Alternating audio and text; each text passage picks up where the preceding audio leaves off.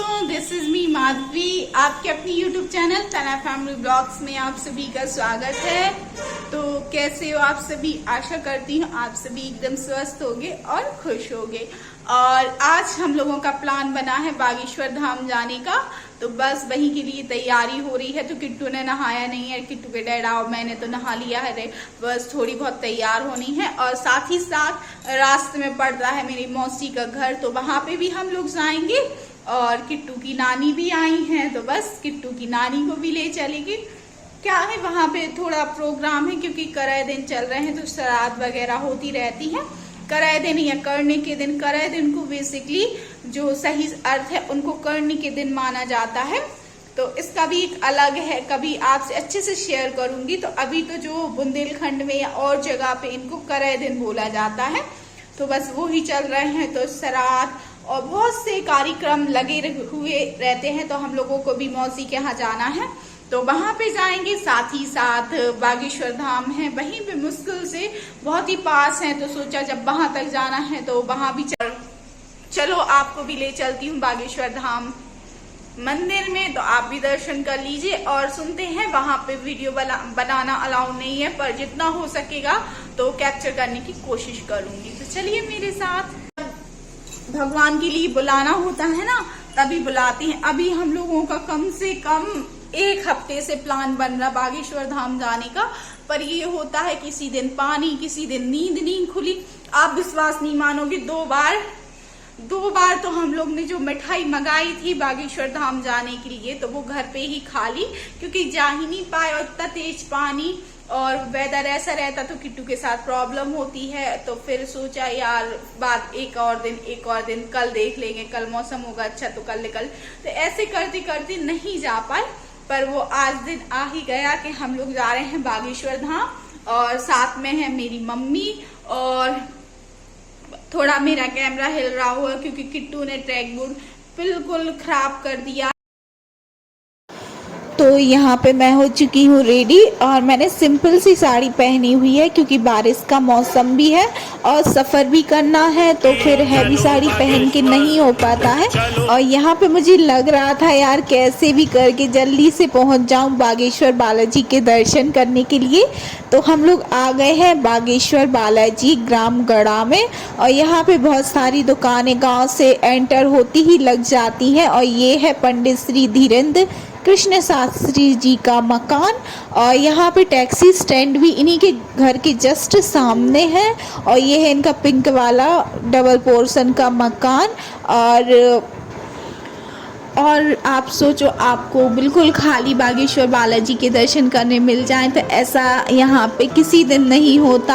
हर दिन यहाँ पे मंगलवार और शनिवार छोड़ के हजारों लोग यहाँ पे रोज आते हैं दर्शन करने के लिए। और मंगलवार और शनिवार को तो यहाँ पर लाखों लोग आते हैं दर्शन करने के लिए। और ये बहुत सारी यहाँ पे दुकानें लगी हुई हैं जहाँ पे आप बिना लहसुन प्याज का खाना खा सकते हो, और पूजा वगैरह की यहाँ से प्रसाद और सामग्री भी खरीद सकते हो। इसके बाद आप यहाँ पे जहाँ भी नज़र डालोगे वहाँ पर आपको मिल जाएंगे ये लाल रंग के नारियल जो मन्नत के होते हैं, तो ये बंधे हुए।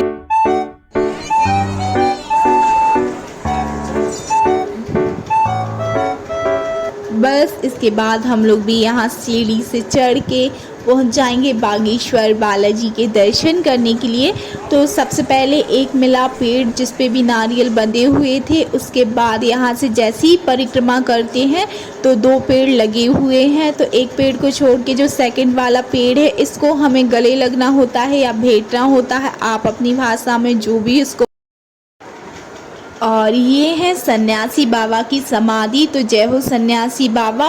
और जैसे कि गुरुजी कहते हैं दादा गुरु, तो यही रहे सन्यासी बाबा दादा गुरु। और इसके साथ ही साथ हम बढ़ते हैं आगे और करते हैं बागेश्वर बालाजी के दर्शन।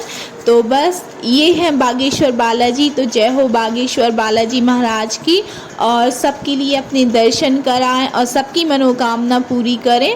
और जो लोग अभी तक नहीं आए हुए हैं बागेश्वर बालाजी में, तो एक बार ज़रूर यहाँ पे आइए।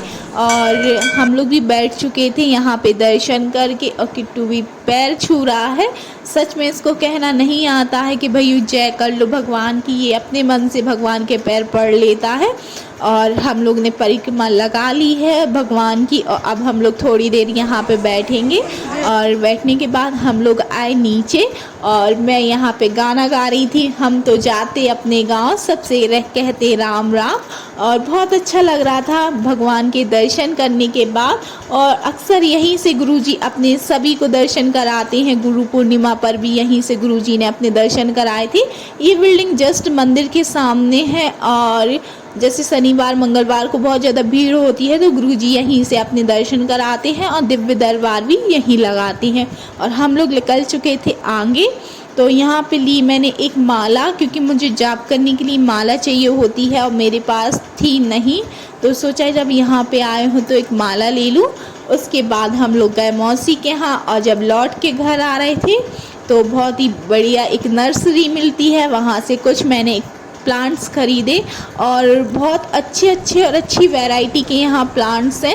अगर जो मेरे पौधे हैं वो सरवाइव कर जाएंगे तो इसके बाद मैं और यहाँ से प्लांट ले जाऊँगी। बहुत ही यहाँ पे मुझे ऐसा लगता है जाके ये भी ले लूँ, तो मैंने 2 यहाँ से प्लांट लिए, और भी कुछ सामान लिया जो मार्केट का था। उसके बाद हम लोग आ गए घर। गुड मॉर्निंग दोस्तों, और आज है व्रत, तो मैंने यहाँ पे लगा ली है पूजा की थाली। और मैं आपको बता रही हूँ कि सुबह टाइम पूजा में क्या क्या सामग्री हमें मंदिर ले जानी होती है और कैसे भगवान की पूजा करनी होती है। और ये वाला मेरा आज चौथा सोमवार है पशुपति नाथ का। और सुबह सुबह किट्टू और डैडा यहाँ पे जो भोलेनाथ हैं उनके लिए जल चढ़ा रहे हैं। मैंने शमी के पेड़ पे ही नीचे भोलेनाथ को विराजमान किया हुआ है, और ये लगा ली है मैंने थाली। तो यहाँ पे लिया हुआ है मैंने 5 चीज़ें भगवान का अभिषेक करने के लिए, दूध, दही, शक्कर, शहद और घी और जल। उसके बाद लिया है भगवान के लिए भस्मी और केशर, जो भगवान का श्रृंगार का सामान है वो, और दीप लिया है मैंने। और यहाँ पे तिलक के लिए चावल और जो चंदन वगैरह, सिंदूर वो रख लिया है, और साथ ही साथ ली है बेलपत्री, फूल और समी पत्री। और यहाँ पे धूप दीप ले ली है, और एक फल ले लिया है भगवान के लिए। तो ये थी सुबह की मेरी पूजा की थाली। और इसके बाद मैं कर दूंगी भगवान के लिए सबसे पहले यहाँ पे स्नान के बाद यहाँ पे भगवान के लिए चढ़ा दूंगी मैं दही, और दही से अच्छे से भगवान को स्नान कराने के बाद इनको शुद्ध जल से भी स्नान कराऊंगी। और इसके बाद मैंने भगवान को दूध से स्नान कराया, और दूध के स्नान के बाद फिर शुद्ध जल से स्नान किया जाएगा। और इसी तरह फिर शहद चढ़ाई जाएगी भगवान के लिए, और शहद चढ़ाने के बाद फिर से भगवान के लिए अच्छे से स्नान करा दिए जाएंगे। और उसके बाद शक्कर और घी से भी इसी तरह स्नान करा दिए जाएंगे भोलेनाथ के। और सबकी अलग अलग पूजा होती, सब अलग अलग तरीके से करते हैं। और जैसे कि मैं कहती हूँ सबकी अपना तरीका रहता है, तो मैंने भी भगवान को अच्छे से स्नान करा दिए हैं शुद्ध जल से। और अब कर रही हूँ भगवान का श्रृंगार। तो सबसे पहले लगा दिया है मैंने भगवान के लिए चंदन, और ऊपर बना दिया है भगवान के लिए ओम। और जो भगवान की बीच वाली लाइन रहती है अशोक सुंदरी की, तो उस पर भी मैंने सिंदूर लगा दिया है। सिंदूर या गुलाल आप जो भी कुछ भी लगा सकते हो, मैंने वैसे गुलाल लगाई हुई थी। और इसके बाद श्री शिवाय नमस्तुभ्यम या ओम नमः शिवाय या नमः शिवाय ओम, आप किसी भी मंत्र का जाप करते हुए भगवान को बेलपत्री चढ़ा देंगे। और यहाँ पे पंडित जी ने किट्टू के लिए ढेर सारा प्रसाद दे दिया है, तो किट्टू बस वही एंजॉय कर रहे हैं। और यहाँ पे मैंने भोलेनाथ को सजा दिया है फूलों से, और उनके ऊपर जैसे कि उनको भस्मी बहुत ज़्यादा प्रिय है, तो भस्मी वगैरह, चंदन और चावल जो आपको भगवान का श्रृंगार करने के लिए चढ़ाना होता है, तो वो मैंने चढ़ा दिया है। साथ ही साथ भगवान को लगा दिया है इत्र। और यहाँ पे सबसे पहले कर लूँगी धूप से आरती भगवान की, और उसके बाद दीप जला के भगवान की आरती कर लूँगी। और यहाँ पे मैंने भोलेनाथ के पैर भी पढ़ लिए हैं, और उनसे जो भी प्रार्थना है वो भी कर ली है। और इसके बाद मेरा यही रहता है कि मैं पूजा करने के बाद यहाँ पे जो दही, शक्कर, जो कुछ भी डला रहता है, तो यहाँ पे तो यहाँ की मैं साफ़ सफाई कर देती हूँ जिससे कि मक्खी वगैरह यहाँ पे कोई भी गंदगी नहीं होती है, एकदम स्वच्छता बनी रहती है। तो अगर आप भी कभी मंदिर का अभिषेक कर रहे हो तो अभिषेक साफ सफाई का जरूर ध्यान दें।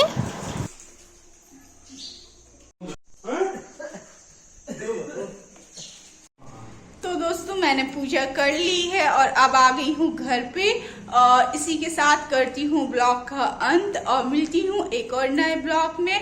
और उस दिन जब मैंने जो इंडोर प्लांट लिए हुए थे तो उसमें ये वाला है एक और एक ये वाला है और बहुत ज्यादा मुझे इंडोर प्लांट पसंद है। राम जी की पूजा जो सुबह की पूजा होती है तो वो कर ली है और किट्टू साथ में गया था तो इतना ज्यादा परेशान करता है, कहीं ये छूता है वो छूता, तो अच्छे से पूजा जो कर रही थी तो क्लियरली मैं शूट नहीं कर पाई। पर कुछ नहीं करना है, जो जैसे मैंने बताया है तो उसी अनुसार आपको अभिषेक करना, अभिषेक के बाद भगवान का श्रृंगार कर देना है और श्रृंगार करके उनको फूल बेलपत्री समी जो आप ले जाते हो वो चढ़ा देनी है और प्रसाद लगा देना है। प्रसाद लगाने के बाद भगवान जी की आरती कर देनी है। इसी के साथ आपसे लेती हूँ विदा और मिलती हूँ एक और नए ब्लॉग में। जब तक के लिए नमस्ते, बाय बाय।